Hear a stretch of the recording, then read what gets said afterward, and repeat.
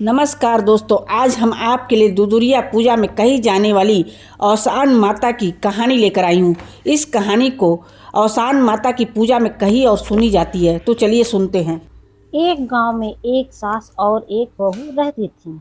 बहू अपनी सास पर बहुत गुस्सा करती थी क्योंकि सास बूढ़ी होने के कारण कोई भी काम कर नहीं पाती थी। सास और बहू में रोज कलह होती थी।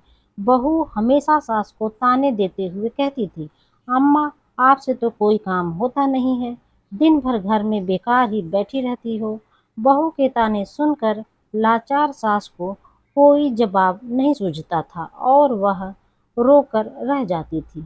एक दिन बहू ने कहा, अम्मा, आप दिन भर खाली बैठी रहती हो, आपको घर का कुछ काम तो करना ही पड़ेगा। सास ने कहा, बहू, इस उम्र में क्या करूंगी और कहाँ काम के लिए जाऊंगी? तुम अगर मुझे रोटी नहीं दोगी तो मेरा क्या होगा? इस पर बहू ने कहा, अम्मा, आप रोज सुबह पूरे गांव में दूध बेच आया करो। एक महीना पूरा होने पर मैं आपसे हिसाब लूंगी। बेचारी सास दुखी मन से मजबूरीवश गांव में दूध बेचने के लिए तैयार हो गई। सुबह हुई तो बहू ने दूध का डिब्बा भरकर सास को थमा दिया और कहा, जल्दी से दूध बेचकर घर आना। सास घर से निकली और एक पीपल के पेड़ के नीचे बैठ गई।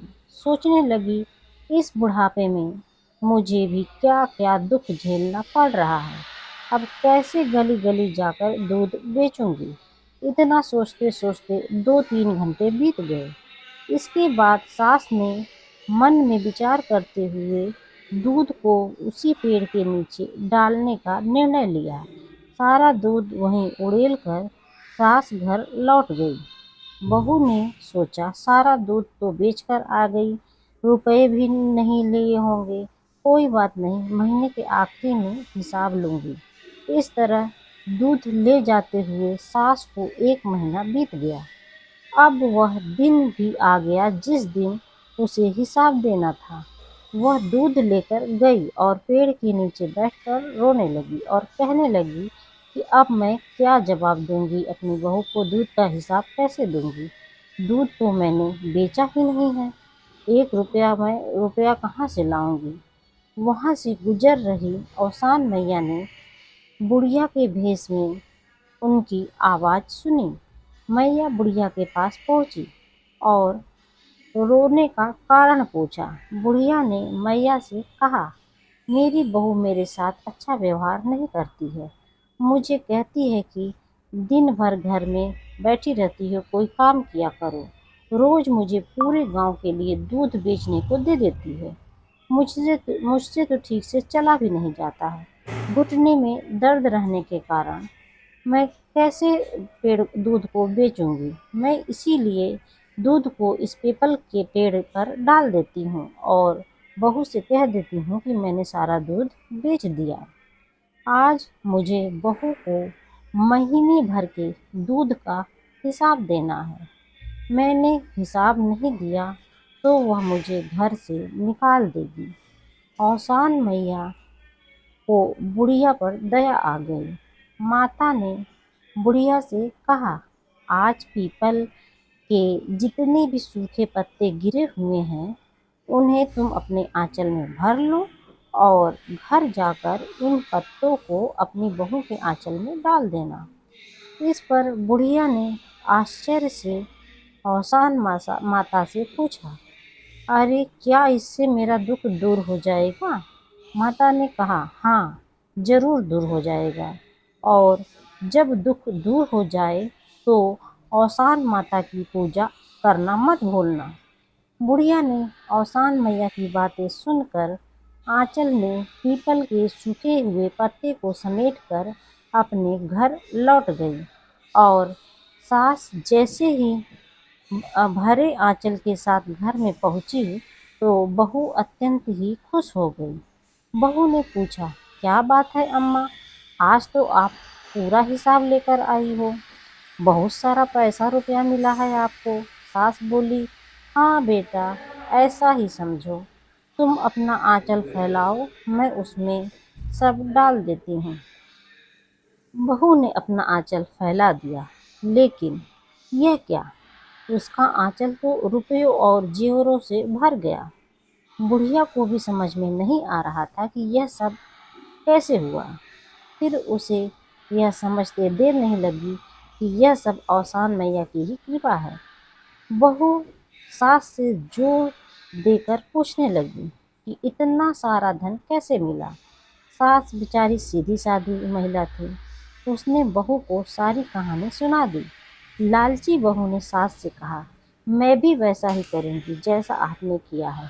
हो सकता है कि औसान मैया मुझे भी इसी तरह का बहुत सारा धन दे दे। बहू भी आज रोज की तरह दूध लेकर और पीपल के पेड़ के नीचे चढ़ाकर आ गई। महीने के आखिरी दिन बहू पेड़ के नीचे दूध चढ़ाकर रोने लगी। उसके रोने की आवाज़ सुनकर औसान माता प्रकट हुई और बहू से पूछने लगी, क्या हुआ, तुम क्यों रो रही हो? बहू ने कहा, मेरी सास मुझे बहुत परेशान करती है। कहती है कि दूध बेचकर रुपए लेकर आओ, तभी तुम्हें घर में रहने को मिलेगा। मैं तो रोज दूध यहाँ चढ़ा देती हूँ। आज मुझे सास को हिसाब देना है, इसलिए मैं कहाँ जाऊँ? औसान मैया ने कहा, बहू, तुम पीपल के सूखे पत्ते को आंचल में समेट कर ले जाओ और आंगन में डाल देना। बहू ने खुशी खुशी ढेर सारे सूखे पत्ते अपने आंचल में भर लिए। लेकिन यह क्या, जैसे ही बहू ने सूखे पत्ते आंगन में डाले, वे सब सांप, बिच्छू और गोजर में बदल गए और उसे काटने को दौड़ने लगे। घबराकर वह औसान मैया के पास गई तो मैया ने कहा कि तूने अपनी बूढ़ी सास के साथ बहुत गलत व्यवहार किया है। उसे तूने 2 रोटी के लिए भी तरसा दिया था, इसलिए तेरे साथ यह घटना हुई है। बहू औसान माता के चरणों में गिरकर माफी मांगने लगी। माँ को भी दया आ गई और उन्होंने बहू को क्षमा कर दिया। माता ने बहू से कहा कि अपनी सास को माँ के समान खूब प्यार किया करो और उनकी सेवा करा किया करो। घर में आपस में मिलकर रहो और बृहस्पतिवार के दिन औसान माता की पूजा करो, आरती करो और मैया की कथा सुनो। इससे तुम्हारे घर में धन दौलत और सुख की कोई कमी नहीं रहेगी। बहू ने आकर सास से माफ़ी मांगी और इसके बाद दोनों खुशी खुशी घर में रहने लगीं। फिर बृहस्पतिवार के दिन पूरे विधि विधान से माता का आह्वान कर उनकी पूजा की। जिस प्रकार औसान माता ने बूढ़ी सास को सहारा दिया, उसके दुख दूर किए और घर में सुख समृद्धि और शांति दी, वैसे ही भग देवी माता हम सब पर अपनी कृपा बनाए रखें। जय औसान मैया की।